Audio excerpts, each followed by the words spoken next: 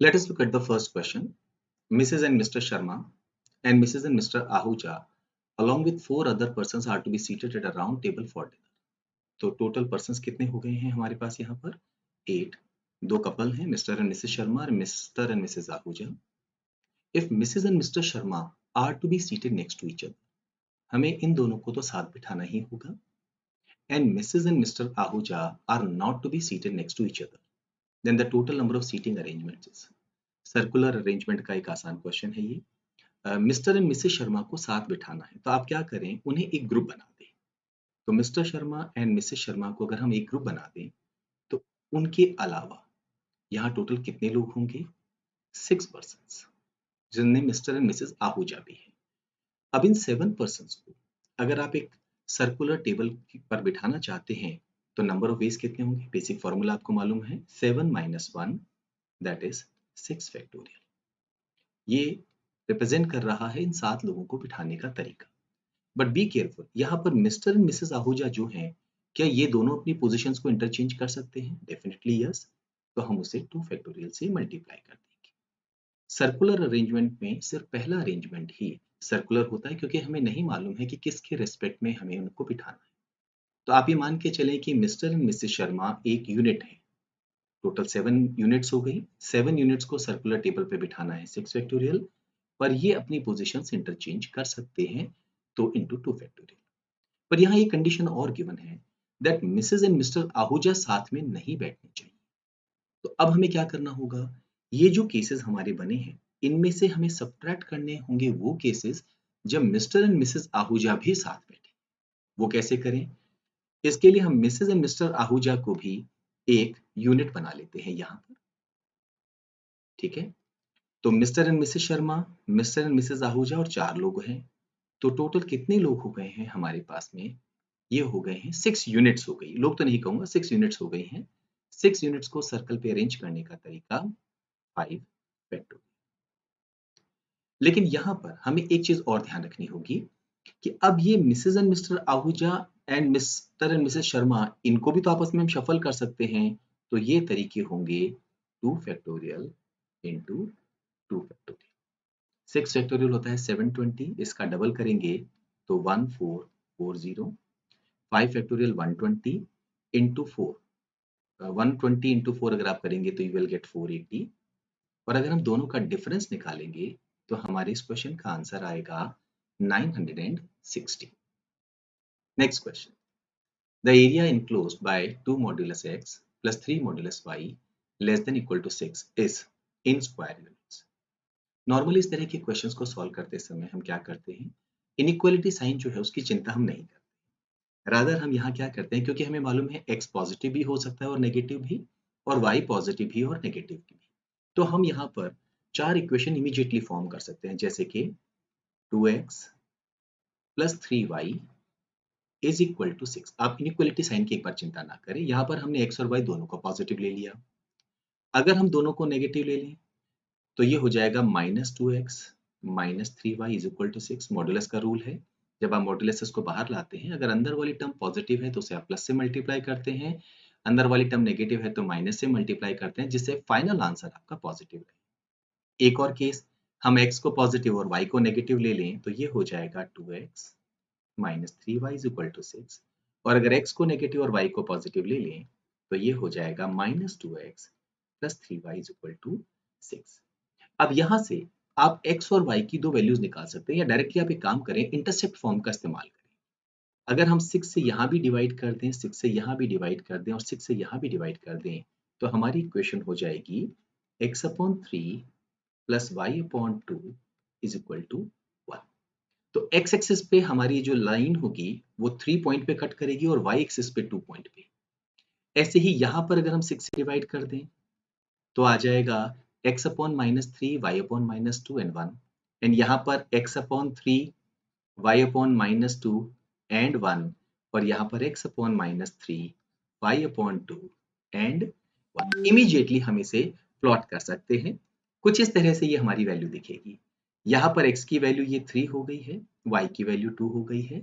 यहाँ पर x की वैल्यू ये -3 हो गई है और y की वैल्यू -2 हो गई है. पॉइंट्स की आप वैल्यू करेंगे तो इसको कहेंगे 3 0, ये हो जाएगा आपका 0 2 -3 0 एंड 0 -2। तो यहाँ पर x की वैल्यू हमने 3 ली है और y की वैल्यू 2 ली है, तो x 3 0 और y 2 0। तो ये वाली लाइन जो है ये रिप्रेजेंट करेगी 2x + 3y = 6 को। ना ध्यान रखिए यहाँ पर ये इनइक्वालिटी साइन है।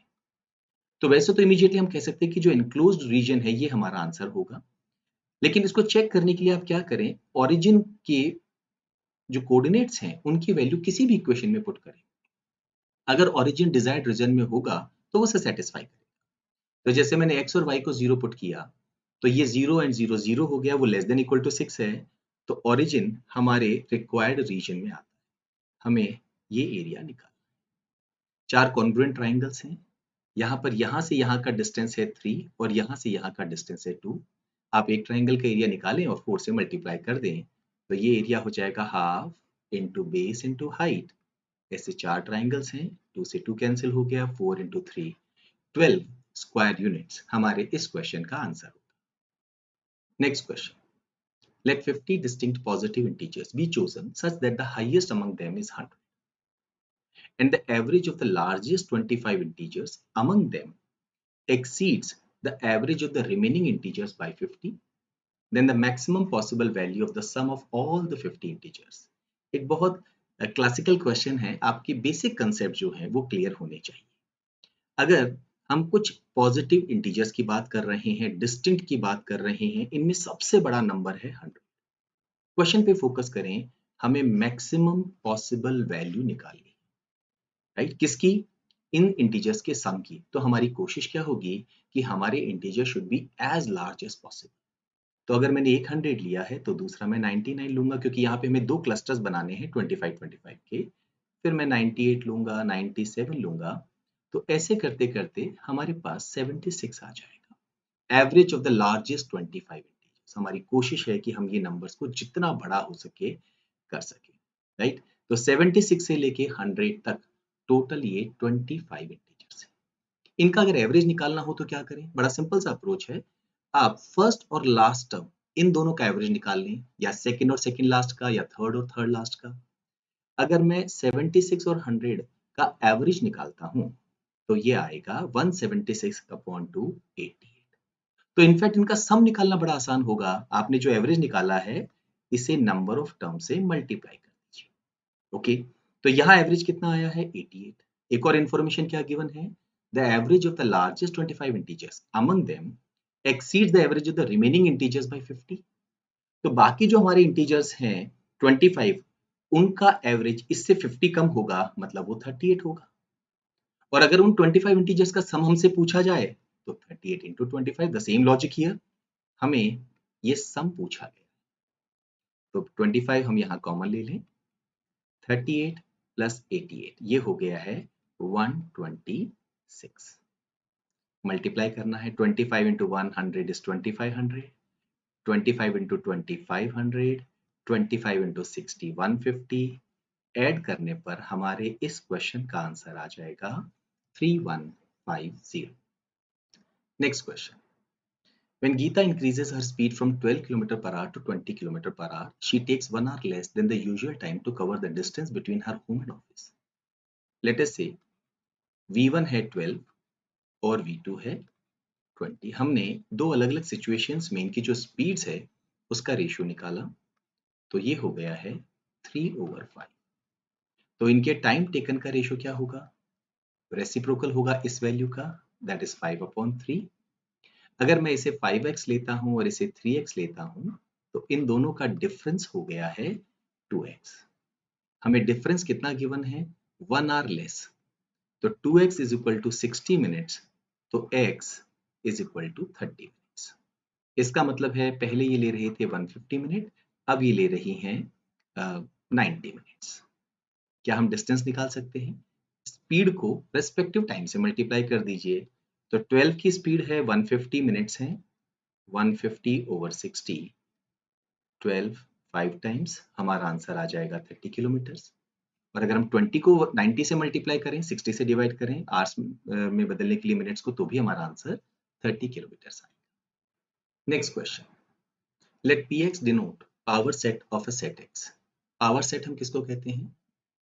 Collection of all the subsets of the given set, उसे हम पावर सेट कहते हैं। और उसका एक बड़ा सिंपल सा फॉर्मूला होता है 2 raise to the power n, जहां n रिप्रेजेंट करता है number of elements. If a is the null set, अगर a हमारा नल सेट है तो यहाँ हम क्या कहेंगे? कोई भी एलिमेंट नहीं है। तो इसका अगर पावर सेट हमें pa निकालना हो तो वो होगा 2 raise to the power 0, that is 1। Now pa में यहाँ पर हम कह रहे हैं एक तरह से एक एलिमेंट आ गया है।